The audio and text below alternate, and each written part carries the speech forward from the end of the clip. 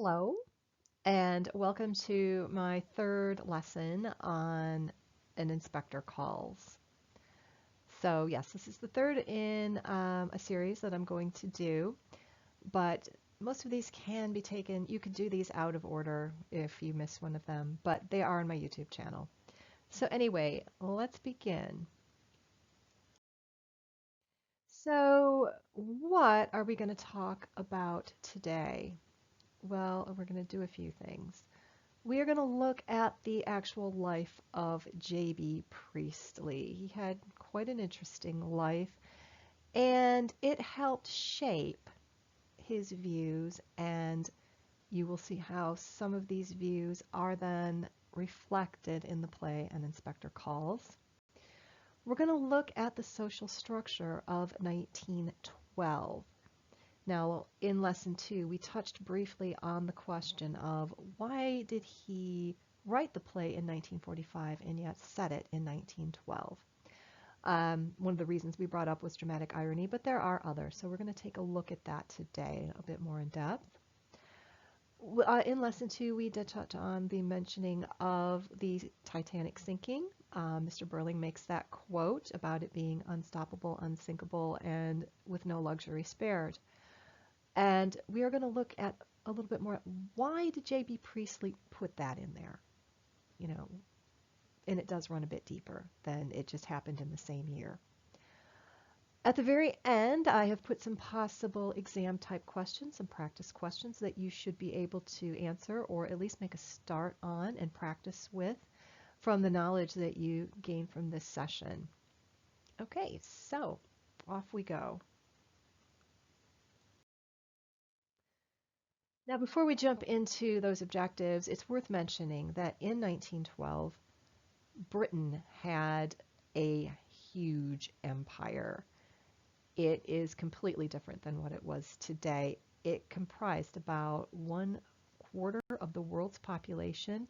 And on this map, all of these areas that you see shaded in sort of that salmon color, these were all sort of colonies or provinces or whatever word you want to use. They were owned by the British Empire. They were a part of the British Empire. So you can see we have got Canada, we have got parts of Greenland, we have got India, which was very important, Australia, there's bits of Asia here that are covered by that map there. There was a very well-known phrase, the sun never sets on the British Empire, meaning that because of time zones and it just covered the vast majority of the globe, there was a bit of the British Empire in it, the sun would never set.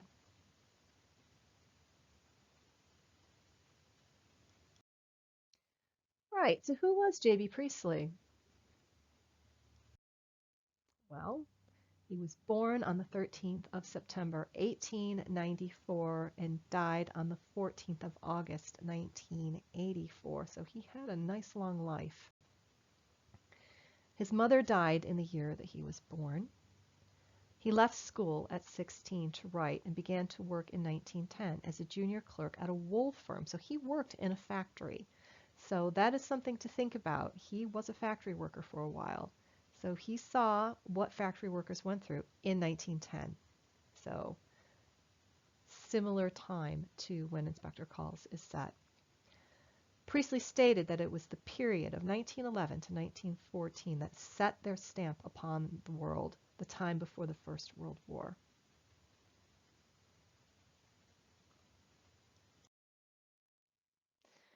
Priestley tended to surround himself with people who read a great deal. He cared a lot for the arts and preferred real talk and hot argument to social chit-chat. Okay, so he surrounded himself with intellectual type people.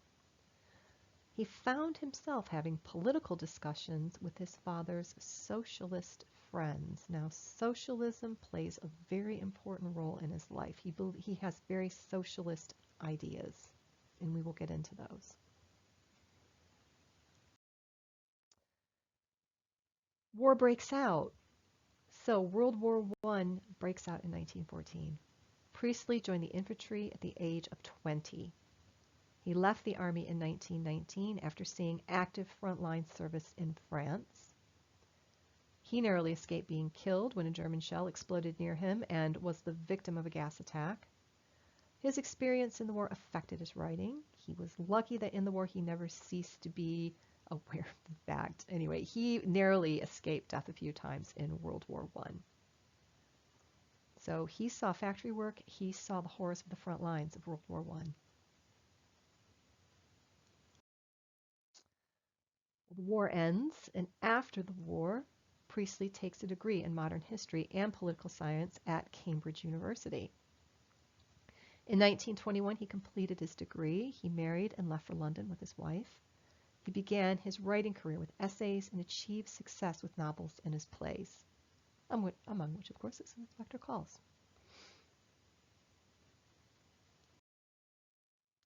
With the outbreak of World War II in 1939, Priestley continued writing and worked for the BBC Radio. His programs were canceled by the British government for being too critical of their actions in the war. And then, of course, he writes Inspector Calls in 1945. So, J.B. Priestley had quite an interesting life, and you can see a lot of how his life is reflected in the play as you start to read it. So, socialism. So any of you who study history, any of you who study politics, political science, socialism is something that will definitely come up. Why is socialism important to the play? Well, J.B. Priestley becomes a socialist. It said earlier that he had many conversations with his socialist friends, his father's socialist friends, so those helped shape his thinking. He believed that wealth should be shared more equally rather than controlled by a few people. Many socialists believe this. In Britain, we have what they call a social welfare system. Everybody contributes, so everybody can have some social benefit when they need it. Now, in 1912, people did not think this. People did not believe this. They believed you were on your own, you were out for yourself. It was the upper classes that controlled the vast majority of everything, and we'll get into the class structure in a bit.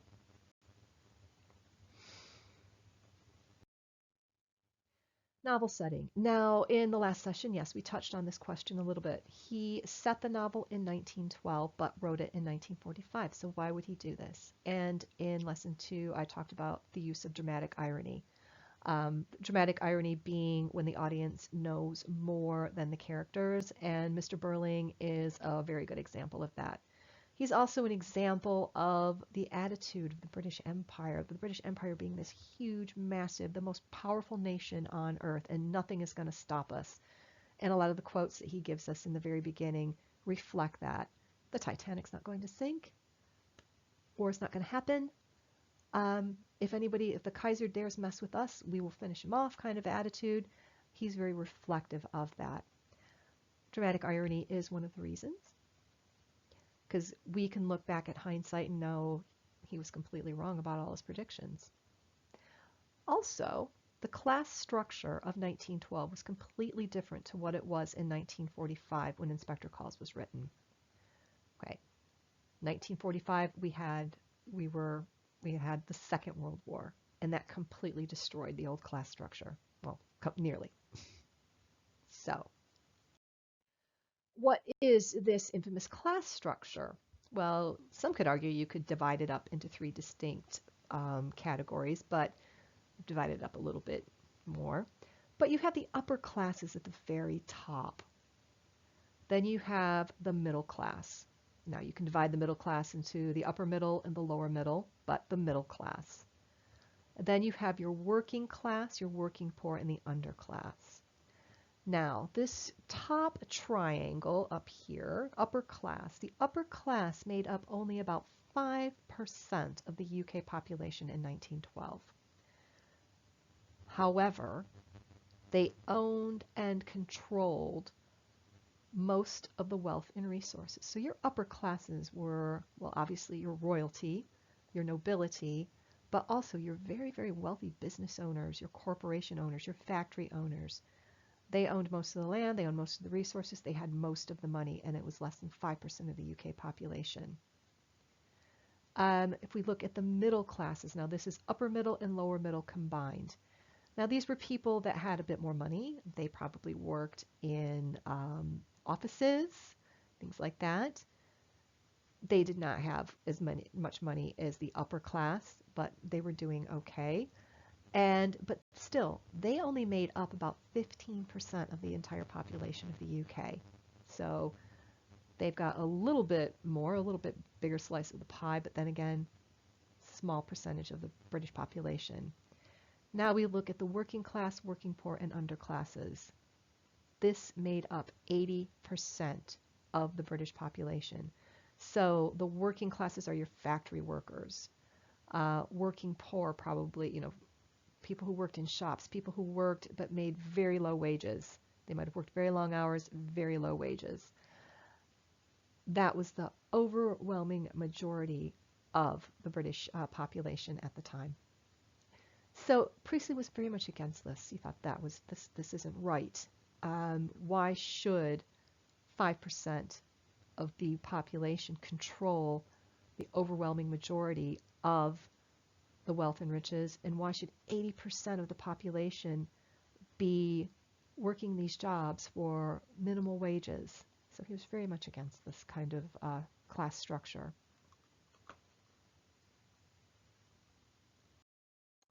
Now, why does Priestley mention the Titanic? Well, there is the obvious reason. There is the Titanic sailed in 1912, and that is when the novel is set, so it gets a mention just for that. But also, the Titanic was a tragedy on several levels. It is a reflection of society in 1912. Now, why is that? Well, first of all, there were 1,300 passengers on the Titanic. Now, of those 1,300, 812 passengers died. So that is fewer than 500 people that lived, that survived the sinking when it hit the iceberg. Now, of those people, 65% of those that survived were in the upper classes. They had the best accommodation. They were escorted off the ship first.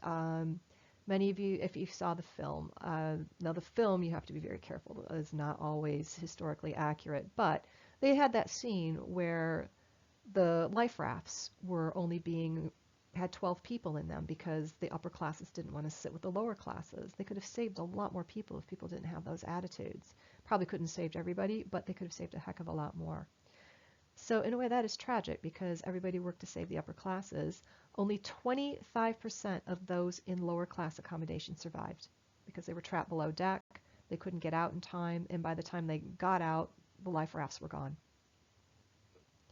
Okay, so that in a way is a reflection of 1912 society. You have the upper classes who make up the tiniest majority. They also made up the tiniest majority of the tickets sold on the Titanic. I don't know the exact numbers, but very few people could afford that level of accommodation. But 65% of them survive, whereas the overwhelming majority of the people that were second, third class and below died. So very top heavy.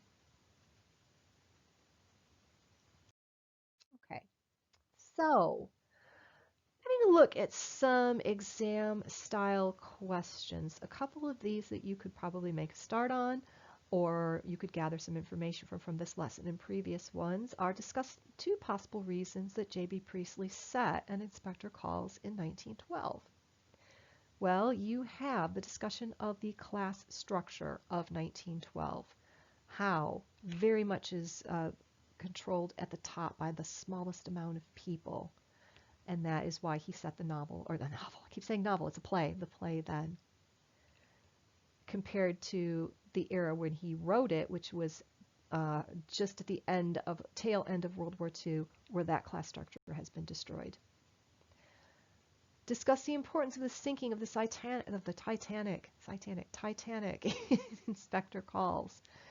Okay, so there's two reasons given. One, of course, is that the Titanic sank in 1912 when the play was actually takes place, not written. But again, how it is a reflection of the 1912 class structure. You have the smallest amount of people, the wealthy at the top being the majority of the people who survive, whereas those in lower classes were left behind. And how are J.B. Priestley's life and social views reflected in the play? Now, you want to read the entire play before you would answer this question for an exam, but you could make some comments now about how he worked in a factory in 1910. He was quite young when he worked in a factory, saw what factory life was like. He earned wages of a factory worker. Um, his views, socialist views, later on in the play, you will learn about how, when things start to happen, how social responsibility starts to become a question. Um, being a socialist and being against this class structure where so much is controlled by so little. So yeah, you could now make some points on that, but before you actually would answer that fully, I would read the entire play. So that is the end of this lesson. I hope that you are gaining something from these lessons. I do get some comments, and I do appreciate your comments very much. And thank you for those of you that have been viewing these. And please do subscribe to the channel. I'm going to post these as often as I can. I'm going to really make an effort to get inspector calls up once a week.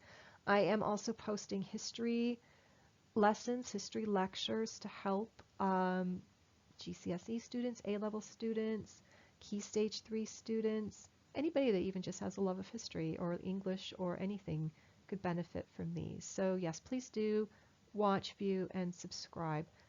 So everybody, good luck. I will be back next time with lesson 4, where we're going to focus on, I think, the role of women and also how it pertains to Sheila in the play. Okay, thanks for watching. Good luck.